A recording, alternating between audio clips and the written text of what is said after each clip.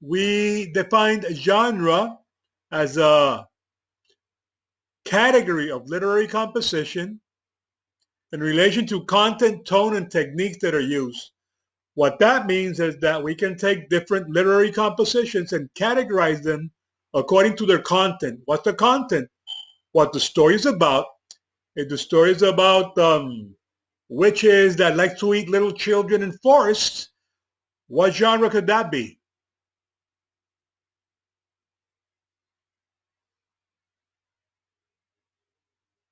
What do you say, Anna? What genre would that be? Would that be crime? Well, I know it would be a crime to eat little children, but what genre? I use the word witch. So what would it be? What?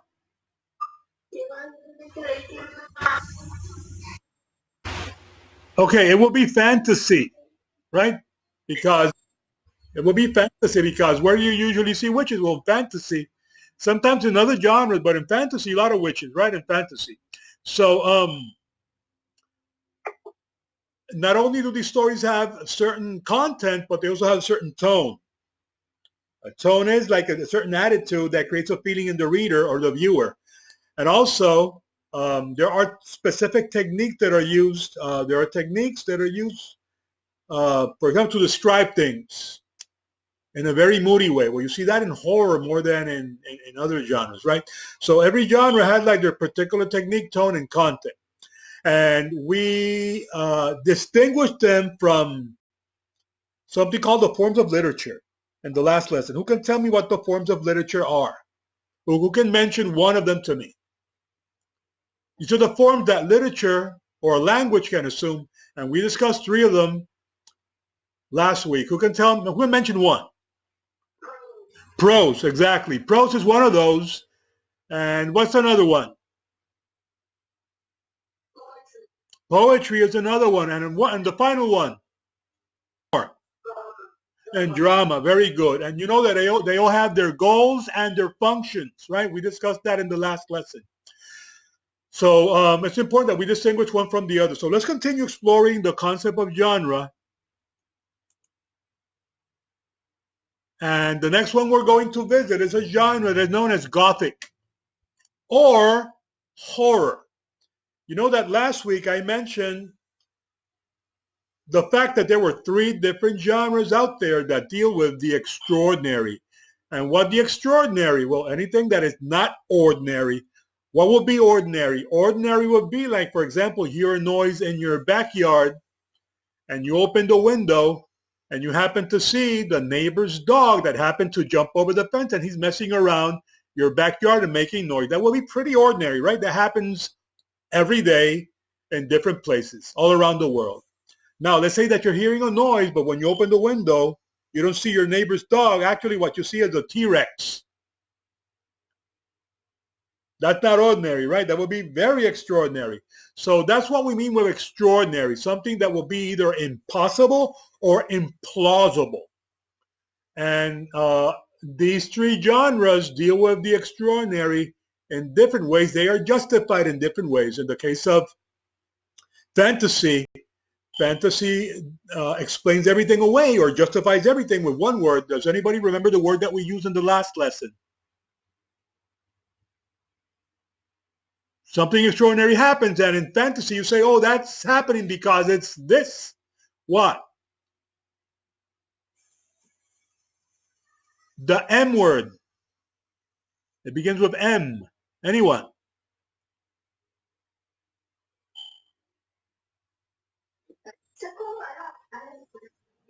Actually, magic. Oh, there's a flying rug. Oh, it's flying because it's magic. Oh, that wand shot lightning and turned that guy into a frog. How did that happen? Oh, it's magic. And you go like, oh, okay, like that's all you need. That's all the explanation you need in the world. It's magic. So fantasy is one of those genres that deal with the extraordinary. Horror or Gothic is another one. And what is Gothic literature or horror literature? It's the type of narratives that are told to deliberately repulse and or frighten the reader through suspense, violence, and shock. How many of you are fans of horror or Gothic? You read and you like getting scared. No one. Did you hear the question? So no one here likes horror. Well, I like horror. And when you talk about horror, three authors come to mind. Edgar Allan Poe is one of the giants of this genre, and you're going to be reading Poe a lot next month. You're going to be reading many works. We're going to be exploring the works of Edgar Allan Poe. Another author that comes to mind is Stephen King. He's the current master of this genre. Has anybody here read Stephen King? Or if you haven't read Stephen King, you've probably seen a movie based on his works. How many of you saw It in the theater? Well, that is Stephen King. That is Stephen King. Pretty cool, right? And there are many of his works that have been turned into films because he is so popular. And I said there were three. Who's the other one? The other one is this sick puppy right here. This guy, H.P. Lovecraft. H.P. Lovecraft single-handedly invented a subgenre of horror known as cosmic horror that I did not include in this presentation, but I'm telling you, and cosmic horror usually is a type of story where the protagonist does not end well. The ending is never a good ending for the protagonist. The protagonist either dies and fails, or they end up crazy. They go mad or whatever. This guy was not well, but he was a literary genius. Let's not take that away from him, right? This guy was very racist. He was not very well mentally. This guy was so racist that, like many people in the 1920s and 30s, he believed that black people were not given birth, that they came out of eggs, out of Negro eggs. And when he described primitive evil people, he always described them like being like black people. Well, this guy was super racist. H.P. Lovecraft, in addition to being one of the masters of horror, he made a distinction between two types of horror. He said when you talk about horror, an essay that he wrote titled The Introduction to Supernatural Horror in Literature, he said that there's a type of horror that he called the physical fear, or the mundanely gruesome. Mundane means like common. Like what would be like common? Like the crazy person that goes around killing people? That type of horror that is not supernatural. But then the other type of horror, which he called the supernatural tale or the weird tale, where things are justified because they happen to be supernatural. And that's the justification of most horror. Does anybody know what the word supernatural means? Supernatural. Anybody? Wants to give it a shot. But but you're like repeating the word supernatural, paranormal. They are synonymous. But what does it mean when you say paranormal, supernatural? What would that mean? Oh, well, they are uncommon, but as I said in fantasy, everything. Let me qualify that. As I was saying, in fantasy, thing is justified as magical, right? In horror, most horror, which happens to be supernatural, or as you said, paranormal, supernatural or paranormal, that go beyond the natural, they go beyond the normal. For example, if you're a naturalistic person that has a naturalistic worldview, or you don't believe that there's such a thing as a God, or you don't believe that there's an afterlife, or you believe that the only things that exist are the things that you see, then you don't believe in the supernatural. You don't believe that anything transcends what you can see. But there are other people that have a different point of view or worldview. There are people that they say they believe that there's a God. I believe that there are things that exist but that we cannot see and we cannot explain in scientific terms. That there are things, there are realities that transcend the natural universe, that transcend science, that transcend human explanation. Well, that is what supernatural or paranormal means, that goes beyond the normal, that go beyond nature, go beyond science, that there's a realm out there that is invisible, but that is real. And some people think that gods exist in that realm. Some people think that God or the devil exists in those realms. You see what I mean? So that's what supernatural means. Those are the two types of horror that Lovecraft presents in this essay. And I agree with him. Those are the two kinds of horror that I see that exist in literature and in film. The mundane and the supernatural. There are different subgenres of Gothic literature or horror, and they include ghost stories. This is clearly supernatural, because if you believe in ghosts, or you believe in supernatural, right? There's also the monster variety, monster subgenre. They deal with some type of creature that is out there terrorizing people, and this type of story can be either supernatural or it can be of the mundane variety, right?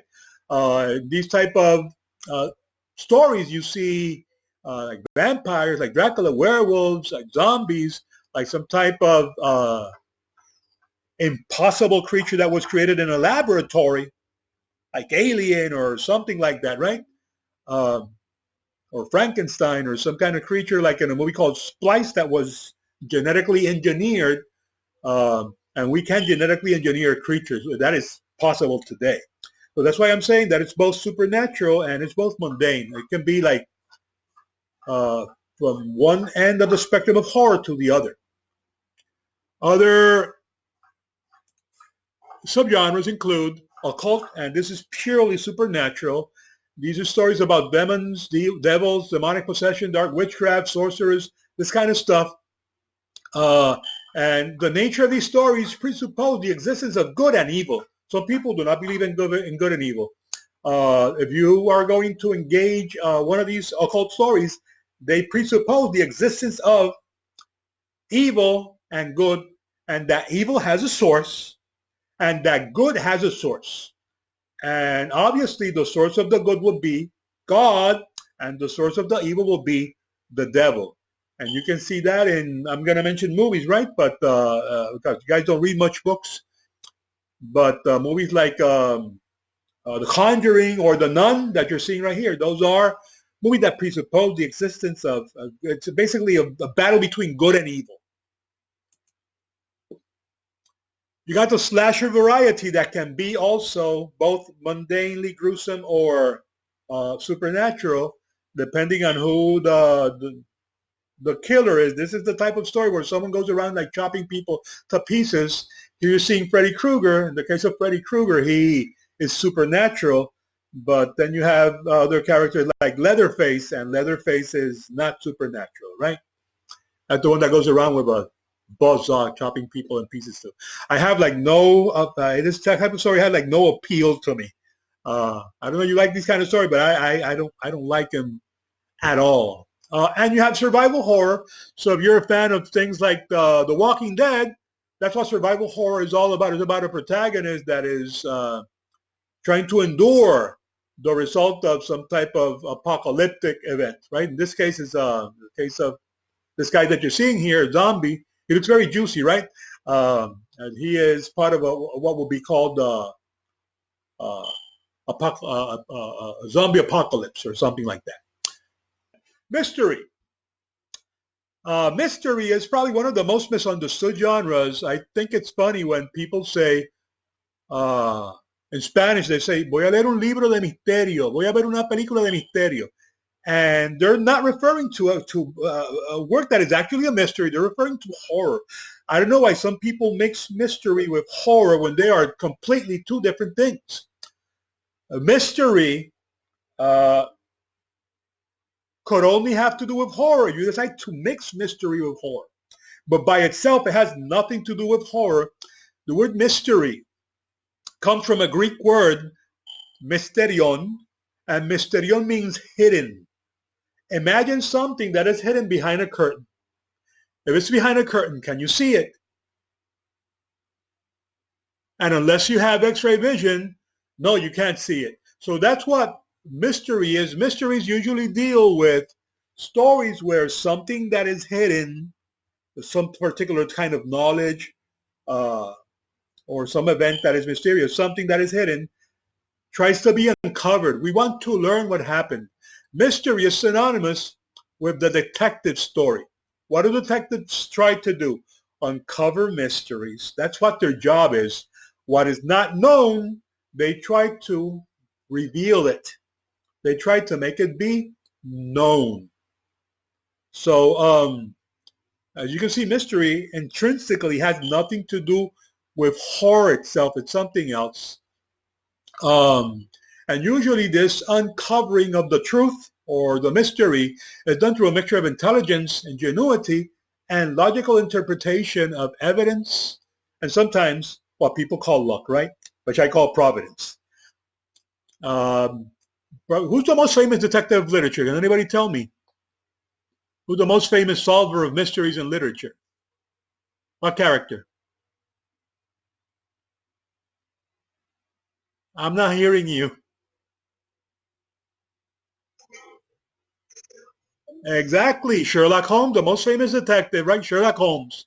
He was not the first detective in literature by any stretch of the imagination, because the first detective in literature was created by, interestingly enough, a horror author, Edgar Allan Poe.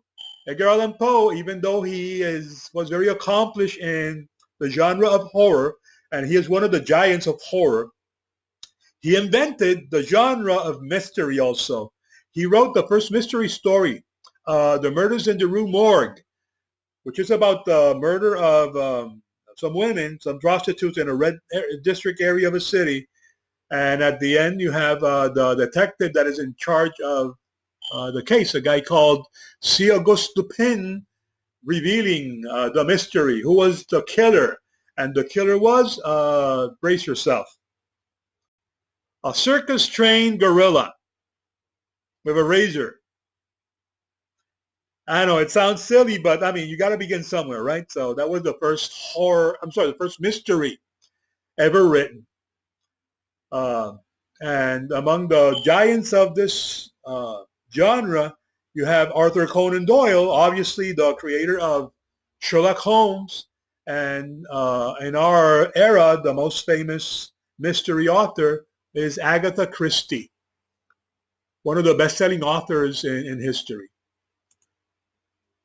In addition to the mystery, we also have political literature. Political literature or fiction is usually used as a narrative to comment on current political issues and current societal issues.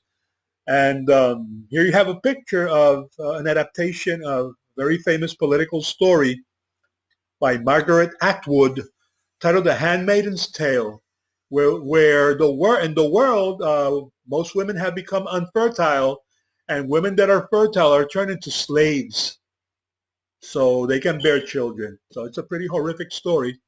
Other political authors include George Orwell, and there are basically two categories or subgenres of political. They include utopian fiction, which deals with a perfect society, a dream world where everything is cool. The funny thing about utopian is that they always end as a dystopia, because in this world nothing can be perfect. We will always find a way to mess things up, even a good thing. Okay? Any good thing will not last forever.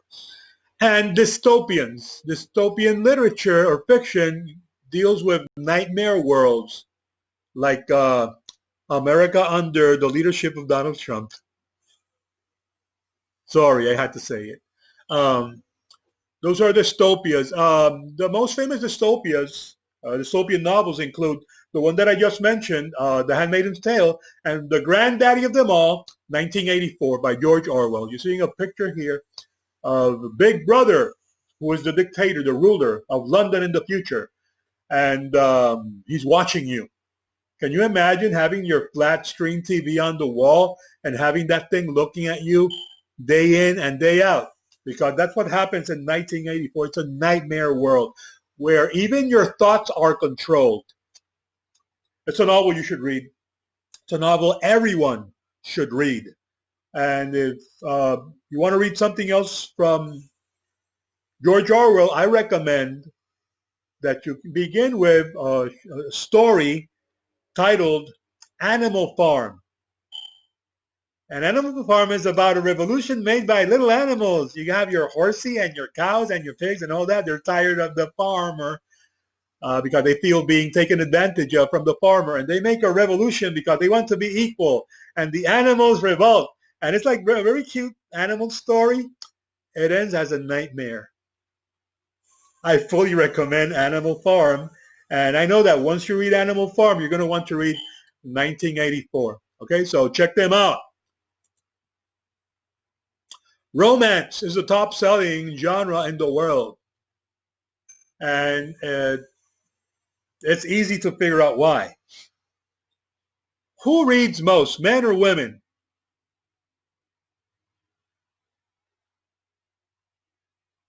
Not everybody at once. Who read most, men or women? What do you say?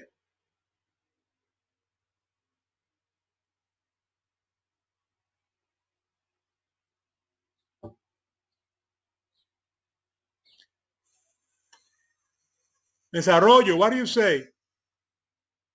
Men or women? Or Mr. Garcia, what do you say, men or women?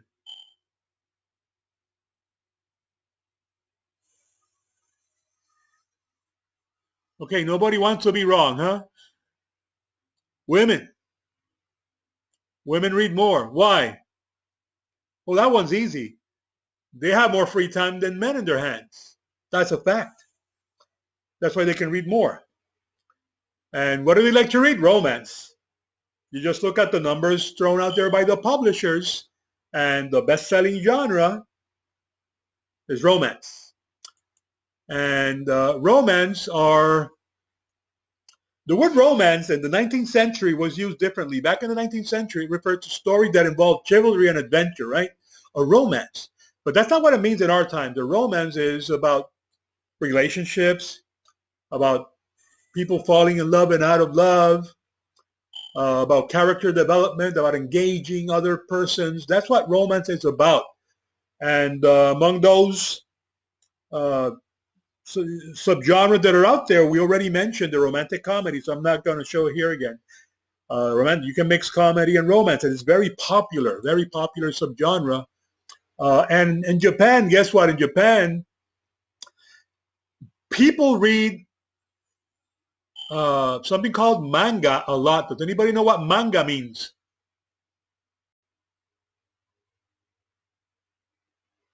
It's a Japanese word. Anybody? What? What does it mean?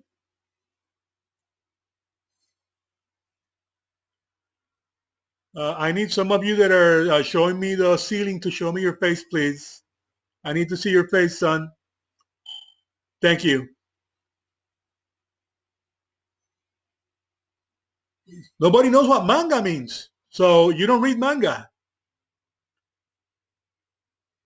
Manga means comic book in Japanese.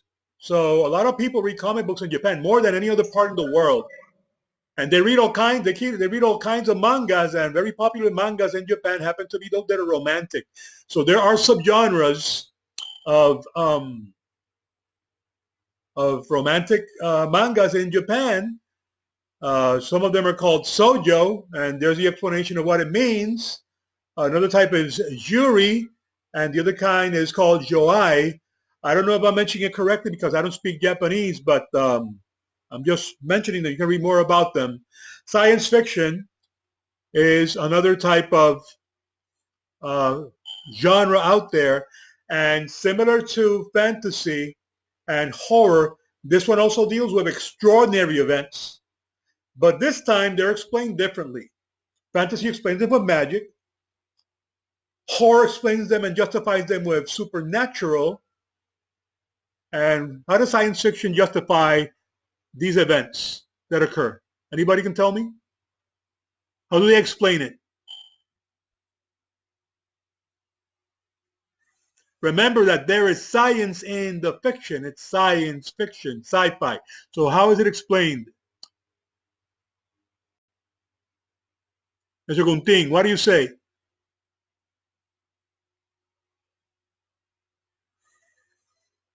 Or Mr. Ramos, what is used to explain it? What do you say?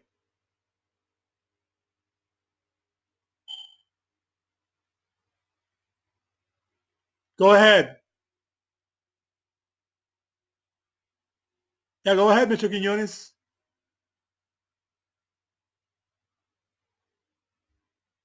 Okay, with science, it is explained scientifically or pseudoscientifically, or at least it sounds scientific, even if it's baloney, right? So technology is a big deal in science fiction, and the ramifications of technology. How does technology affect the lives of people? So that's why you see that there's this heavy emphasis on technology and gadgets and all these things in science fiction stories. Different subgenres include alternate history, which is basically what if this event had turned out differently? What, for example, World War II was won by the Allies and Germany lost. What if Germany had won? You will have something like this. What are you seeing there? That's a swastika in the middle of Main Avenue, New York City. You will probably have something like that today. But thank God we don't, right? In addition to that, we have apocalyptic or post-apocalyptic literature, which has to do with the end of the world, maybe after some kind of nuclear war or some type of astronomical disaster, like maybe an asteroid hitting the planet or something like that. Hard science fiction is the type of science fiction whose science is very solid. And these stories are very plausible. They could happen. They could become reality if they have not. Anything written, for example, by Arthur C. Clarke can be considered hard science fiction. This guy, Arthur C. Clarke, is the guy that invented the communication satellite back in the 1950s. Back then it was science fiction. Today it's reality. You know why it's reality? Because we're using it right now in this meeting. This meeting is using communication satellites. It would not be possible without it. So sometimes science fiction becomes science reality. It's very plausible. You also have future noir that deals with dark futures. We have libertarian science fiction, which is very political, like V for Vendetta. And also 1984 could also be considered libertarian science fiction. We have military science fiction that deals with war and war technology in the future, and space opera, which are stories that take place mostly in space, like Star Trek or Star Wars.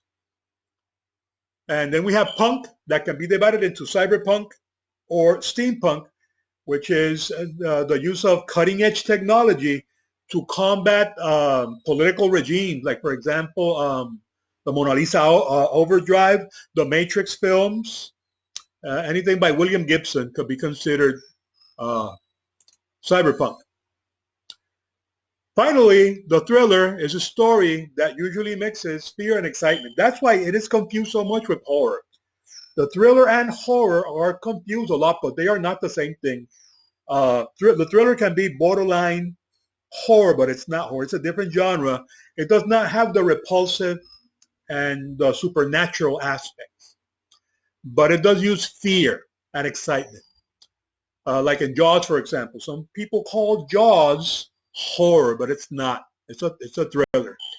Subgenres of thriller include the disaster thriller, where natural events create the conflict in the story.